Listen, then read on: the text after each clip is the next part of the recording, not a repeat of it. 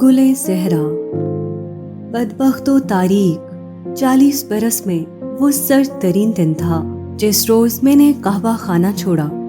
ताज़ा गिरती बर्फ में चमकती हुई तंग बल खाती गलियां और घरों की छतों और मस्जिदों के मीनारों से लटकते बर्फ के झुमके हौलनाक हद तक हसीन लग रहे थे। दोपहर तक सर्दी इस कदर शिद्दत इख्तियार कर गई कि गलियों में सर्दी से ठिठुरती मुंजमद बिल्लियां दिखाई देने लगीं और कई खस्ता हाल मकान बर्फ के बोझ तले दबकर मुनहदम हो गए थे।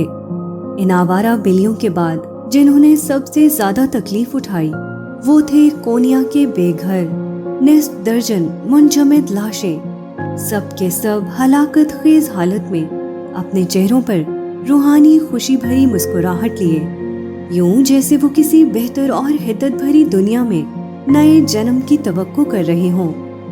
ढलती दोपहर में जब हर कोई शाम की हलचल के आगाज से पहले नींद ले रहा था, मैं चुपके से अपने कमरे से निकल आई। मैंने वो तमाम रेशमी पोशाकें और लवाजिमात पीछे छोड़ते हुए जो मैं खास ग्राहकों के लिए पहना करती थी, सिर्फ चंद सादा जोड़े अपने साथ रखे। जो कुछ कहवा खाने में कमाया गया था उसे वहीं कहवा खाने में ही रहना था। सीढ़ियों के बीच पहुंचने पर मुझे मरकजी दरवाजे पर मनोलिया खड़ी नजर आई, जो भूरे पत्ते चबा रही थी, जिनके नशे की वो आदी थी। वो कहवा खाने की तमाम औरतों में उम्र रसीदा थी। मनोलिया को वहां खड़े देखते ही मैं जान गई कि मेरे पास सिर्फ दो ही रास्ते थे। मैं अपने कमरे में वापस चली जाऊं और फरार को भूल जाऊं, या फिर उस दरवाजे से निकलूं और नताइज का सामना करूं। मेरे दिल ने दूसरे रास्ते का इंतखाब किया।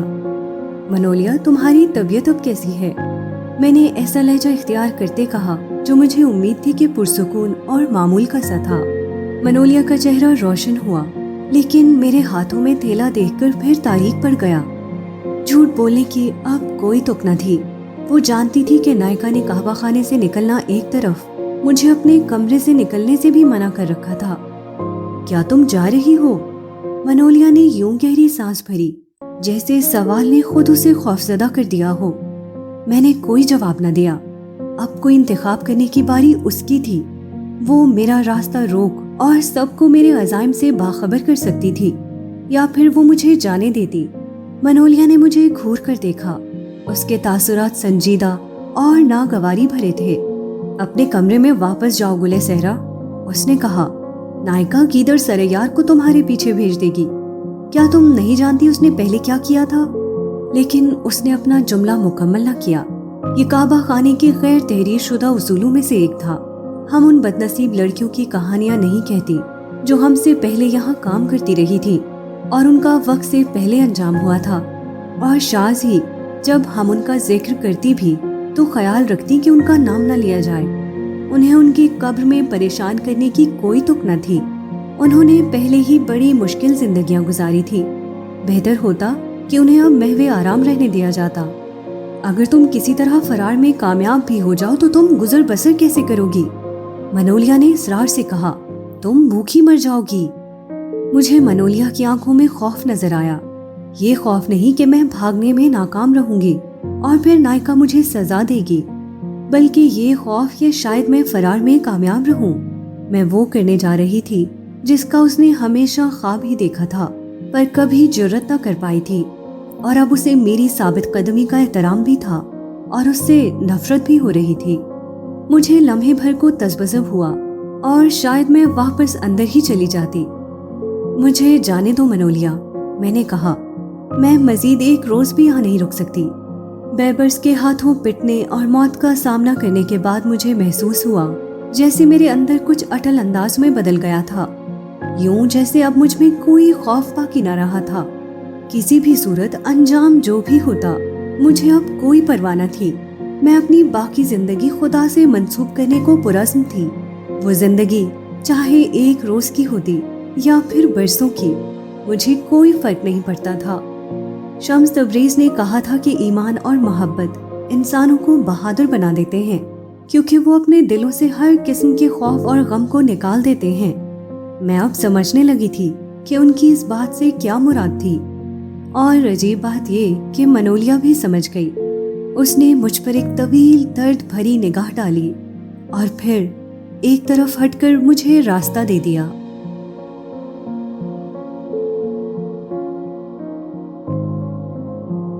شمس۔ بعض لوگوں کی فطرت ثانیہ دوسروں کی عیب جوئی ہوتی ہے۔ میں نے اپنے متعلق افواہیں سنی تھی۔ جب سے میں کونیا آیا بہت سی افواہیں گردش میں ہیں۔ مجھے ان پر حیرت نہیں، اگرچہ قرآن میں واضح الفاظ میں درج ہے کہ عیب جوئی بڑا گناہ ہے، لیکن بیشتر لوگ اس سے گریز کی کوشش بھی نہیں کرتے۔ وہ ہمیشہ ان لوگوں کی مذمت کرتے ہیں جو میں نوشی کرتے ہوں، یا پھر کسی زانیہ کی تلاش میں ہوتے ہیں کہ جسے سنسار کر سکیں۔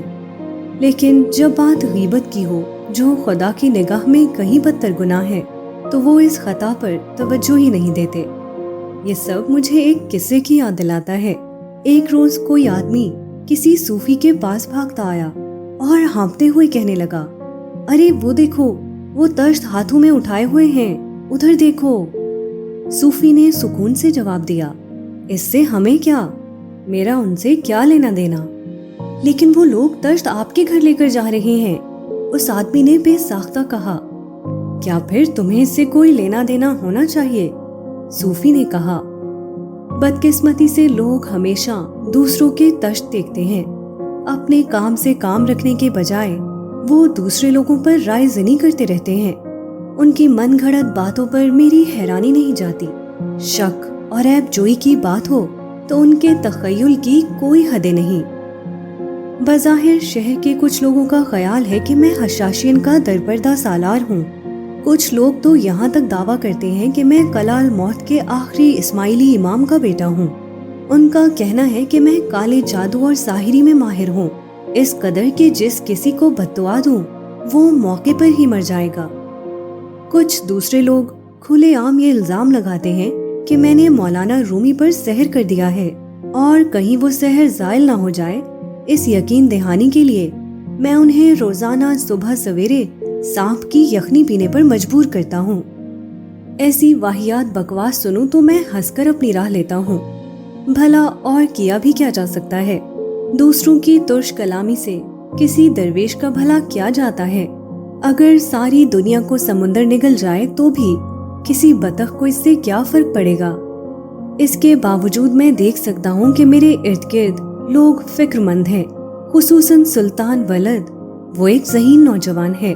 مجھے یقین ہے کہ وہ جلد ہی اپنے والد کا دایاں بازو بنے گا۔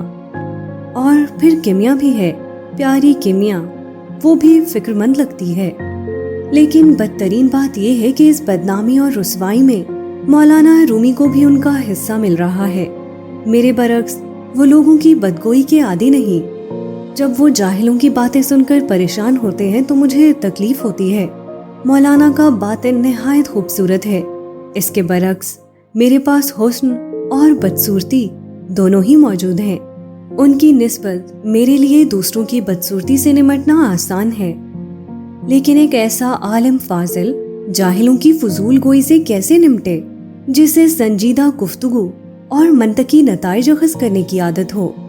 کوئی حیرت نہیں کہ حضرت محمد صلی اللہ علیہ وسلم نے فرمایا، اس جہان میں 3 طرح کے لوگوں پر ترس کھاؤ: دولت مند شخص جس نے اپنی دولت کھو دی ہو، عزت دار شخص جس نے اپنا احترام کھو دیا ہو، اور وہ صاحب حکمت جو جاہلوں میں گھر جائے۔ اور پھر بھی میں خود کو یہ سوچنے پر مجبور پاتا ہوں کہ ہو سکتا ہے اس سب میں مولانا رومی کی کوئی بھلائی پوشیدہ ہو۔ یہ عیب جوئی تکلیف دہ تو ہے، مگر مولانا رومی کے قلب کے بدلنے کے لیے ضروری ہے۔ انہیں عمر بھر تعریف و تحسین اور عزت ملی ہے، ان کی پیروی کی گئی ہے، ان کی شہرت بے داغ رہی ہے۔ انہیں معلوم نہیں کہ لوگ جب آپ کو غلط سمجھیں اور تنقید کریں تو کیسا محسوس ہوتا ہے۔ ان کی انا لوگوں کے ہاتھوں زخمی تو کیا، اسے کبھی ہلکی سی چوٹ بھی نہیں پہنچی، لیکن انہیں اس کی ضرورت ہے۔ یہ عیب جوئی جتنی تکلیف دہ ہے اتنی ہی راہ حق کے مسافر کے لیے ضروری بھی۔ یہ 30واں اصول ہے۔ سچے صوفی پر چاہے ناحق الزام لگایا جائے، تہمت لگائی جائے، اور ہر کوئی اس کی مذمت کرے، وہ اپنے ناقدوں کے خلاف کچھ بھی کہے بغیر سب کچھ صبر سے جھیلتا ہے۔ کوئی صوفی کسی کو کبھی الزام نہیں دیتا، اس کے کوئی بھی مخالف یا حریف کیسے ہو سکتے ہیں، جبکہ اس کے ہاں کسی میں یا کسی ذات کا کوئی تصور ہی نہیں۔ کسی دوسرے کا کوئی الزام کیسے دیا جا سکتا ہے جبکہ کسی دوسرے کا وجود ہی نہیں؟ ایک ذات واحد ہی ہے جو موجود ہے۔ بظاہر وہ ایک مصروف اور متوقع دن تھا۔ صبح معمول سے تیزی سے گزری اور آسمان پر سرمئی بدلیاں جھکائیں۔ سپہر دیر گئے مولانا رومی مجھے اپنے کمرے میں کھڑکی کے پاس بیٹھے ملے۔ ان کی پیشانی پر تفکر کی لکیریں تھیں۔ ان کی انگلیاں اضطراب سے تسبیح کے دانے گرا رہی تھیں۔ مخملی پردے آدھے گرے ہوئے تھے، اس لیے کمرے میں نیم تاریکی تھی۔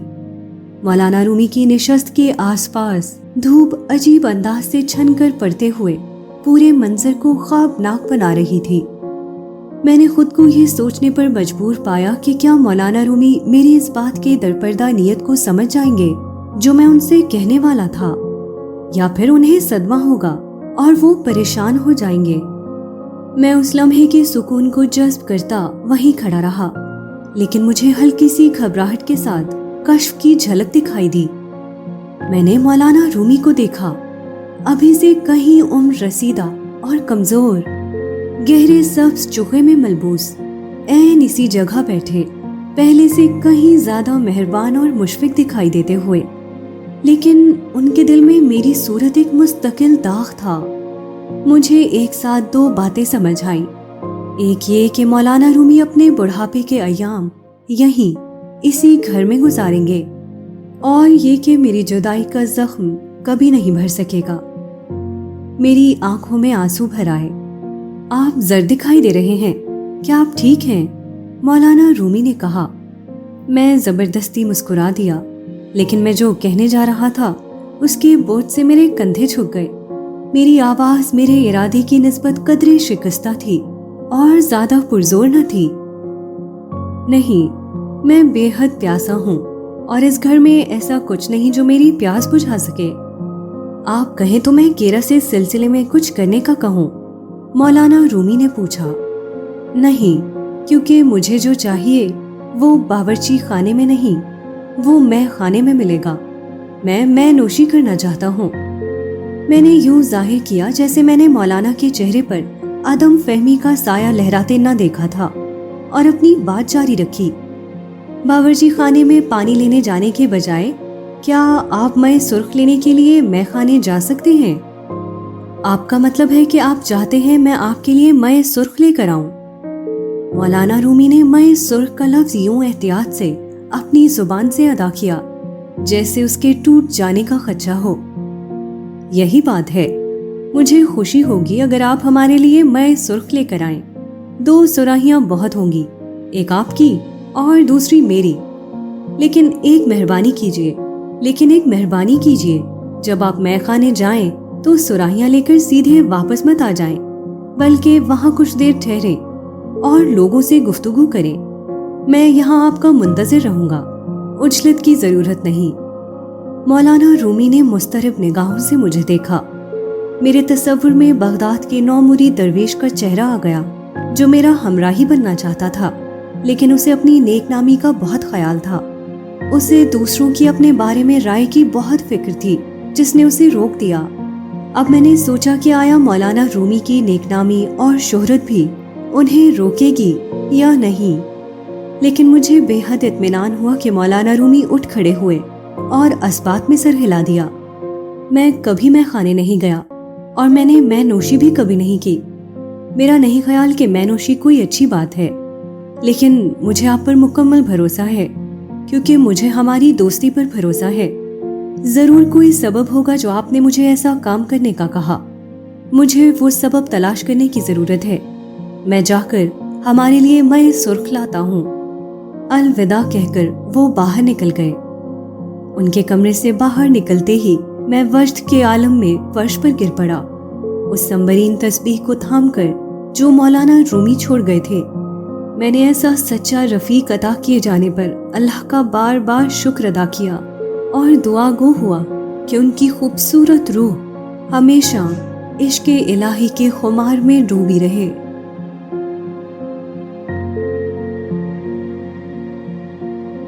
सुलेमान मदहोश। बादल सुर्ख से बहकर मखमूर हालत में मुझे बहुत बार दीवानगी भरे वहम हो जाते थे, लेकिन मौलाना रूमी को मैखाने के दरवाजे से दाखिल होते देखना हत्ता कि मेरे लिए भी कोई बेलगाम ख्याल था। मैंने खुद को चुटकी काटी, लेकिन वो ख्वाब तमाम ना हुआ। अरे हेरिस्टॉस, तुमने पीने को मुझे क्या पेश किया था? मैं चिल्लाया। मैं सुर्ख की आखिरी सुराही में कोई ताकतवर नशा था। तुम अंदाजा भी नहीं कर सकते कि इस वक्त मुझे क्या फरेबे ख्याल दिखाई दे रहा है। मेरे पीछे किसी ने सरगोशी की। अहमक! मैंने इधर उधर निगाह दौड़ाई कि मुझे खामोश करवाने की कोशिश कौन कर रहा था, और ये देखकर मबहूत रह गया कि मैं खाने में मौजूद हेरिस्टॉस समेत हर शख्स दरवाजे की जानिब घूर रहा था। पूरा मैखाना एक अजीब खामोशी में डूब गया, हत्ता कि मैखाने का कुत्ता साकी भी शशतर दिखाई दिया। वो हेरिस्टॉस था जिसने खामोशी को तोड़ा। मरहबा मौलाना, मेरे मैखाने में खुशामदीद, उसने खुश अखलाकी से लिथड़े लहजे में कहा। आपको अपनी छत तले देखना मेरे लिए बाइसे एजाज है। बताइए, मैं आपकी क्या मदद कर सकता हूँ? मैंने बार बार पलकें झपकाईं, यहाँ तक कि मुझ पर रोशन हुआ कि वो वाकई मौलाना रूमी ही खड़े थे। आपका शुक्रिया, मौलाना रूमी ने खुली मगर बेतासुर मुस्कुराहट के साथ कहा। मैं सुर्ख खरीदना चाहूंगा। बेचारा हेरिस्टॉस ये सुनकर इस कदर हैरान हुआ कि उसका मुंह खुला रह गया। जब वो दोबारा बोलने के काबिल हुआ तो उसने पहली खाली मेज की तरफ मौलाना रूमी की रहनुमाई की, जो इत्तेफाक से मेरे बराबर में थी। अस्सलाम वालेकुम। मौलाना रूमी ने बैठते ही मुझे सलाम किया। मैंने उन्हें सलाम का जवाब दिया और बशाशत से हाल पूछा। अपने पुरसुकून तासुरात, कीमती लबादे और नफीस गहरे भूरे काफ्तान के साथ मौलाना रूमी बिल्कुल बेजगह लग रहे थे। मैं आगे को झुका और अपनी आवाज को सरगोशी में ढालते हुए बोला, क्या बहुत गुस्ताखी होगी अगर मैं पूछूं कि आप जैसी शख्सियत यहाँ क्या कर रही है? मौलाना रूमी ने यूं एक आंख मीचते हुए कहा जैसे हम गहरे दोस्त हों। ये सूफियाना आजमाइश है। मुझे यहाँ शम्स ने भेजा है ताकि मैं अपनी नेक नामी पर बात कर सकूं। और क्या ये अच्छी बात है? मैंने पूछा। मौलाना रूमी हंस दिए। खैर, ये तो इस पर मुनहसिर है कि आप इसे कैसे देखते हैं। कभी अपने नफ्स पर हावी होने के लिए तमाम वाबस्तगियां तोड़नी पड़ती हैं। मुझे नहीं मालूम कि आया मैं उनकी बात ठीक से समझ पा रहा था या नहीं, लेकिन किसी तौर वो वजाहत मेरे परागंदा दिमाग को दुरुस्त मालूम हुई। अब की मौलाना रूमी की बारी थी कि उन्होंने आगे को झुककर उसी सरगोशी भरे लहजे में पूछा, ये बदतमीजी तो नहीं होगी अगर मैं आपसे पूछूं कि आपके चेहरे पर ये जख्म का निशान कैसा है? ये कोई खास दिलचस्प वाकया नहीं, मैंने कहा। मैं रात देर गए पैदल अपने घर जा रहा था कि रास्ते में मेरी मदभीड़ ज़ाब्ता सिपाही से हो गई। उसने मुझे ज़दोकोब किया। मगर क्यों? मौलाना रूमी ने हकीकत में फिक्रमंद दिखाई देते पूछा।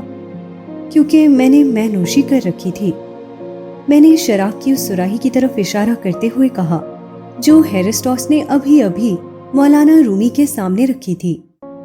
मौलाना रूमी ने अपना सर हिलाया। पहले तो वो बिल्कुल चकराए हुए दिखाई दिए, यूं जैसे उन्हें यकीन न आया हो कि ऐसा भी कुछ हो सकता था। उन्हें ऐसा करने का कोई हक न था। मगर जल्द ही उनके होंठों पर एक दोस्ताना मुस्कुराहट उभरी और यूं हम बातें करते रहे। रोटी और बकरी के पनीर से लेकर हमने ईमान, दोस्ती और ऐसी ही जिंदगी की दूसरी चीजों पर बात की जो मेरे ख्याल में मैं अरसा हुआ फरामोश कर बैठा था, लेकिन अब उन्हें अपने दिल में नेहा पाकर मैं बेहद मसरूर था। गुरूबे आफ्ताब के जरा देर बाद मौलाना रूमी वापस जाने के लिए उठ खड़े हुए। मैं खाने में मौजूद सब लोग उन्हें अलविदा कहने को उठे। वो काबिले दीद मंजर था। आप हमें ये बताए बगैर नहीं जा सकते कि मैं नोशी ममनू क्यों है, मैंने कहा। एरिस्टॉस तेवरियां चढ़ाए मेरी तरफ बढ़ा। वो फिक्रमंद था कि मेरा सवाल कहीं उसके मुअज़्ज़िज़ गाहक को बरहम न कर दे। सुलेमान, तुम्हें ऐसी बातें पूछना आखिर क्यों जरूरी है? नहीं, वाकई میں نے مولانا رومی پر نظریں جمائے ہوئے اصرار کیا، آپ بتائیے میں نوشی میں کیا برائی ہے، اس صورت میں کہ ہم خود پر قابو رکھیں اور کسی دوسرے کو نقصان نہ پہنچائیں۔ کھلی کھڑکی کے باوجود میں خانے کے اندر کی فضا بوسیدہ اور دھواں دھواں محسوس ہوئی، جیسے کسی توقع کے عالم میں بھیگ گئی ہو۔ میں دیکھ سکتا تھا کہ وہاں موجود ہر شخص جواب سننے کو متجسس تھا۔ متفکر اور مہربان مولانا رومی میری طرف بڑھے اور یہ تھا جو انہوں نے کہا، اس قدر حکیمانہ مگر پھر بھی نپاتلا اور مضبوط لہجہ۔ میرے دوستوں، شراب کوئی بے ضرر مشروب نہیں، کیونکہ یہ ہمارے بدترین پہلو کو باہر لے آتی ہے۔ میرا ماننا ہے کہ بہتر یہی ہے کہ مے نوشی سے اجتناب کیا جائے۔ آخر میں جو کوئی مے نوشی کرنا چاہتا ہے وہ کرے گا، اور جو کوئی شراب سے دور رہنا چاہتا ہے وہ دور ہی رہے گا۔ ہمیں اپنے طور طریقے دوسروں پر زبردستی نافذ کرنے کا کوئی حق نہیں، دین میں کوئی جبر نہیں۔ اس پر کچھ گاہکوں نے کشادہ دلی سے سر ہلایا۔ آپ بڑے دل والے اور نیک آدمی ہیں، آج آپ نے جو کیا اس بارے میں لوگ چاہے کچھ بھی کہیں، اور مجھے یقین ہے کہ لوگ بہت کچھ کہیں گے، لیکن میں سمجھتا ہوں کہ ایک مبلغ کی حیثیت سے یہ آپ کی بہادری ہے کہ آپ یہاں مے خانے میں آئے اور ہمارے بارے میں کوئی رائے یا فیصلہ دیے بغیر ہم سے گفتگو کی۔ مولانا رومی نے مجھے دوستانہ نگاہوں سے دیکھا، پھر انہوں نے شراب کی سراہیاں اٹھائیں جنہیں انہوں نے چھوا تک نہ تھا، اور باہر شام کی ہوا میں نکل گئے۔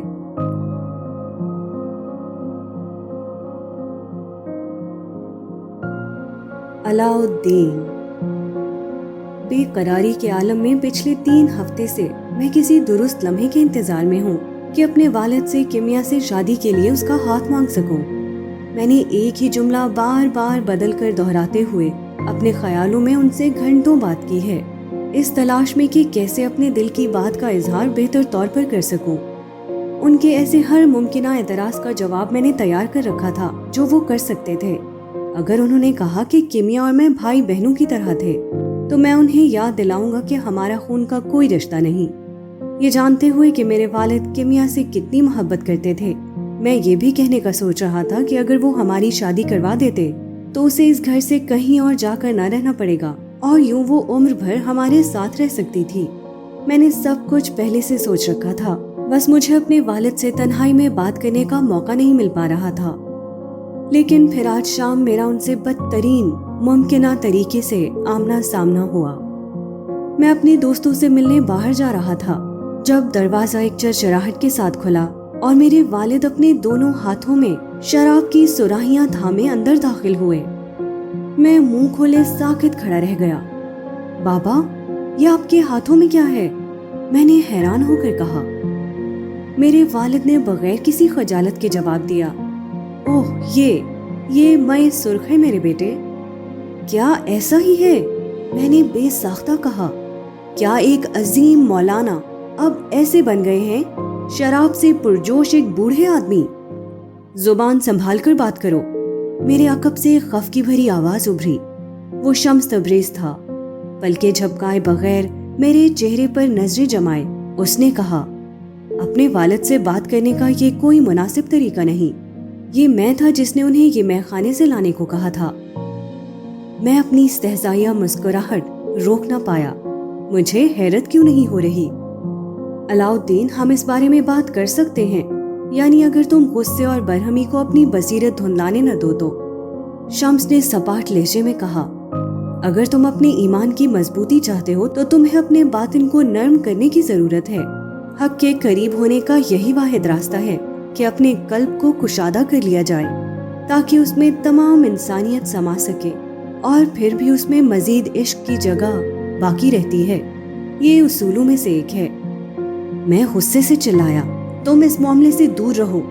میں شرابی درویشوں سے حکم نہیں لیتا، یعنی اپنے بابا کی طرح نہیں۔ میرے والد غصے سے پھٹ پڑے۔ علاؤالدین، شرم کرو۔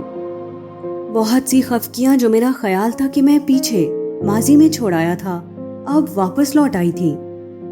شمس تبریز نے گویا اعلان کرتے ہوئے کہا، مجھے کوئی شک نہیں کہ تم مجھ سے اتنی ہی نفرت کرتے ہو جتنی تم ظاہر کرتے ہو۔ لیکن میرا نہیں خیال کہ تم نے ایک لمحے کے لیے بھی اپنے والد سے محبت کرنا چھوڑی ہوگی۔ کیا تمہیں سمجھ نہیں آتی کہ تم انہیں تکلیف دے رہے ہو؟ میں نے جوابی وار کیا، کیا تمہیں سمجھ نہیں آتی کہ تم ہماری زندگیاں برباد کر رہے ہو؟ تبھی تھا کہ میرے والد اپنے لب بھینچے، اپنا دایاں ہاتھ اٹھائے، تیزی سے آگے بڑھے۔ میں سمجھا کہ وہ مجھے تماچا مارنے کو تھے، لیکن جب انہوں نے تماچا نہ مارا تو میرا اضطراب سوا ہو گیا۔ تم نے مجھے شرمندہ کر دیا ہے علاؤالدین، میرے والد نے میرے چہرے کو دیکھے بغیر کہا۔ میری آنکھوں میں آنسو بھر آئے۔ میں نے جیسے ہی اپنا رخ موڑا، میرا آمنا سامنا کیمیا سے ہو گیا۔